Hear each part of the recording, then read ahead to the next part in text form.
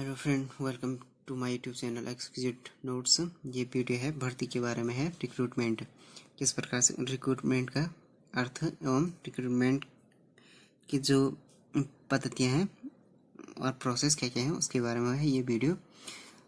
और रिक्रूटमेंट के जो भर्ती के प्रत्यक्ष भर्ती के लाभ एवं हानि के बारे में है ये। फर्स्ट हो गया भर्ती। सार्वजनिक कार्मिक प्रशासन का सबसे महत्वपूर्ण पक्ष भर्ती है।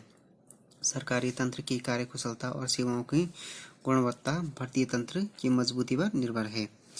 उसके बाद हो गया अर्थ मीनिंग। भर्ती का अर्थ है लोक सेवकों के खाली पद को भरना। इसके नकारात्मक और सकारात्मक दोनों अर्थ हो सकते हैं। जो भर्ती का अर्थ होता है लोक सेवकों के खाली पद को भरना हो गया भर्ती का अर्थ है। इसके क्या होता है नकारात्मक और सकारात्मक दोनों अर्थ हो सकते हैं। भर्ती के नकारात्मक और सकारात्मक पॉजिटिव एवं नेगेटिव दोनों अर्थ हो सकते हैं।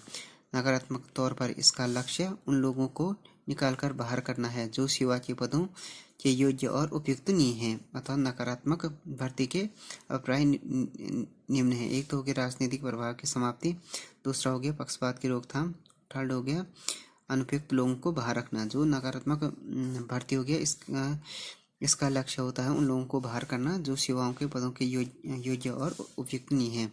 इसके अभिप्राय निम्न हो गए। एक तो हो गया राजनीतिक प्रभाव की समाप्ति, पक्षपात की रोकथाम, अनुपयुक्त लोगों को बाहर रखना। सकारात्मक तौर पर भर्ती का लक्ष्य हो गया खाली पदों को सबसे योग्य तथा सबसे कार्यक्षम लोगों से भरना। अथवा सकारात्मक भर्ती का उद्देश्य सबसे योग्य, सबसे प्रतिभाशाली और अत्यंत कार्यक्षम कार्मिकों की आपूर्ति के संसाधनों पर ध्यान केंद्रित करके उनकी आक्रामक खोज करना है। सकारात्मक भर्ती का लक्ष्य हो गया खाली पदों में सबसे योग्य, सबसे कार्यक्षम लोगों के भरने से है। इसका उद्देश्य सकारात्मक भर्ती का उद्देश्य हो गया सबसे योग्य, सबसे प्रतिभाशाली और अत्यंत कार्यक्षम कर्मियों की आपूर्ति के संसाधनों पर ध्यान केंद्रित करते हुए इनके आक्रामक खोज करना है। उसके बाद हो गया योग्यता प्रणाली का विकास। भर्ती की योग्यता प्रणाली का विकास होने से पूर्व भर्ती की प्रणालियां प्रचलित थी। पद पुरस्कार प्रणाली जो कि यूएसए में थी, संरक्षण प्रणाली ब्रिटेन में थी और पदों की बिक्री फ्रांस में थी। योग्यता प्रणाली के आधार पर भर्ती की वैज्ञानिक पद्धति को सबसे पहले चीन ने अपनाया था। वहाँ प्रतियोगिता परीक्षा के द्वारा भर्ती की पद्धति को ईसा पूर्व 2वीं शताब्दी में ही लागू कर दिया गया था।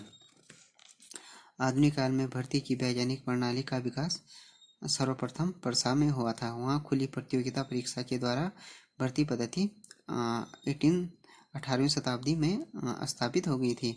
परसा के बाद भर्ती के आधार के रूप में योग्यता पद्धति के सिद्धांत को 1853 में भारत ने अपनाया। ब्रिटेन ने इस पद्धति को 1857 में नॉर्थकोट ट्रेवलियन रिपोर्ट 1854 की सिफारिश पर लागू किया था। जो ये योग्यता प्रणाली का विकास हो, पहले तो ये था कि जो भर्ती की योग्यता प्रणाली का विकास होने से पहले क्या थी, भर्ती कुछ प्रचलित प्रणाली थी। एक तो पुरस्कार प्रणाली हो गया, ये तो यूएसए में थी। संरक्षण प्रणाली ब्रिटेन में, पदों की बिक्री फ्रांस में थी। योग्यता के आधार पर सबसे पहले हुआ था ये चीन में हुआ था।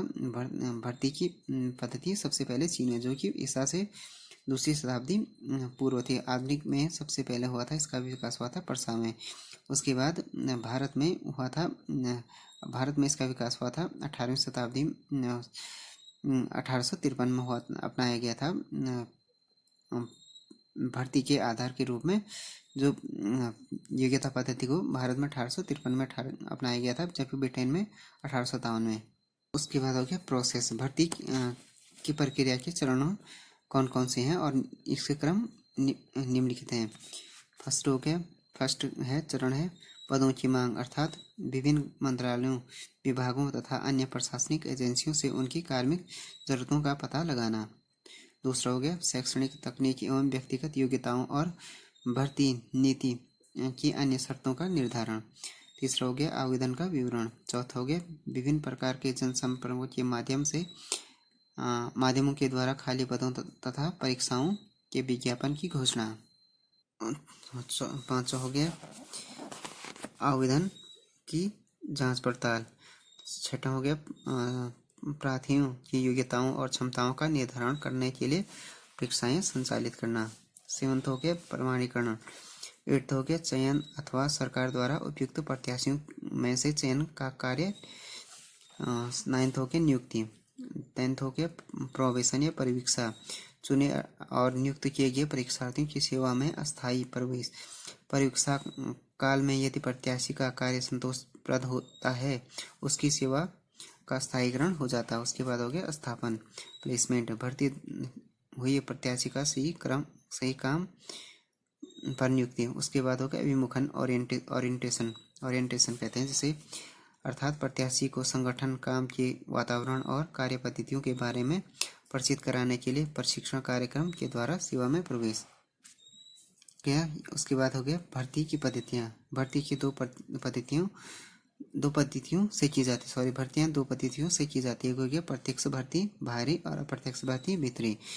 प्रत्यक्ष भर्ती का अर्थ होता है लोक सेवा में खाली पदों को उन उपयुक्त और योग्य प्रत्याशियों से भरना जो खुले बाजार में उपलब्ध हैं। ये भर्ती एजेंसी जैसे भारत में यूपीएससी, ब्रिटेन में लोक सेवा आयोग द्वारा खुली प्रतियोगिता परीक्षाओं से की जाती है। जो ये क्या होता है कि भर्ती की पद्धतियाँ हैं, 2 पद्धति, एक तो प्रत्यक्ष, दूसरा हो गया अप्रत्यक्ष। प्रत्यक्ष पद्धति में क्या होता है कि जो लोक प्रत्यक्ष पद्धति में भर्ती का अर्थ है लोक सेवा में खाली पदों को उन उपयुक्त और योग्य प्रत्याशियों से भरना जो खुले बाजार में उपलब्ध हो, मतलब जो नए कैंडिडेट को भरना। कुल मिलाकर प्रत्यक्ष भर्ती हो गई, जैसे भारत में यूपीएससी और ब्रिटेन में लोक सेवा आयोग करते हैं। दूसरी हो गया अप्रत्यक्ष भर्ती का अर्थ होता है खाली पदों में उन उपयुक्त और अनुभवी प्रत्याशियों से भरना जो पहले से सरकारी सेवा में है। प्रत्यक्ष और अप्रत्यक्ष भर्तियों को क्रमशः बाहर से भर्ती और भीतर से भर्ती भी कहा जाता है।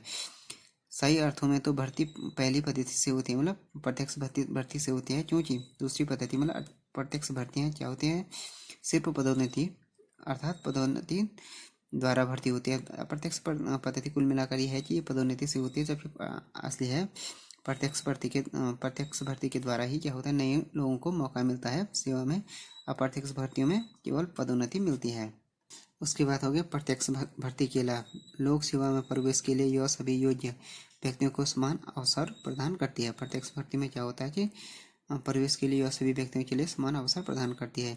यह भर्ती के क्षेत्र को व्यापक बनाती है क्योंकि आपूर्ति का स्रोत काफ़ी विशाल होता है। तीसरा हो गया यह सरकारी सेवा में नए विचारों, नए दृष्टिकोणों और प्रगतिशील समाज के नौजवानों को लाती है। फोर्थ हो गया यह लोक सेवकों में ठहराव को रोकती है और निरंतर नौजवानों को शामिल करते रहने से ये सेवाएं समाज अथवा राजनीति, प्रशासन एवं तकनीकी परिस्थितियों में हो रहे परिवर्तनों के अनुरूप रहती है। फिफ्थ हो गया यह तकनीकी और व्यावसायिक क्षेत्रों में भर्ती के लिए उपयुक्त है क्योंकि इन क्षेत्रों में नवीनतम जानकारी की आवश्यकता होती है।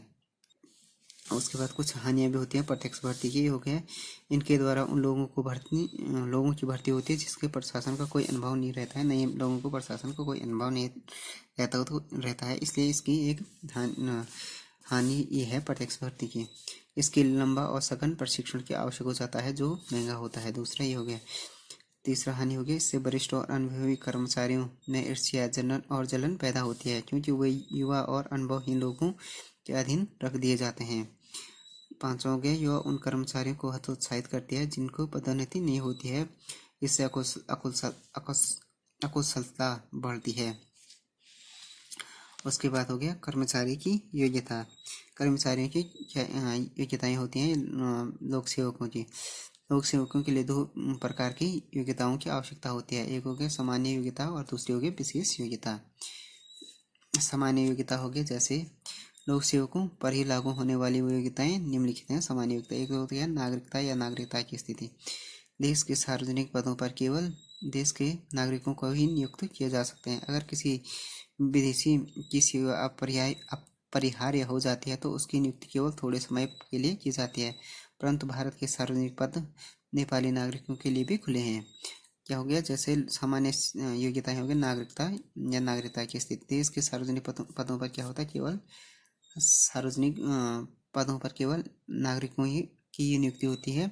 अगर किसी विदेशी सेवा अपरिहार्य मतलब इंडिस्पेंसिबल है, मतलब अपरिहार्य है, जिसके बिना काम नहीं चल सकता है, तो उसकी नियुक्ति के लिए थोड़े समय के लिए किए जाते हैं विदेशी नागरिकों की। परंतु भारत के जो सार्वजनिक पद हैं उसके लिए क्या है, नेपाली नागरिकों के लिए भी खुले हैं भारत के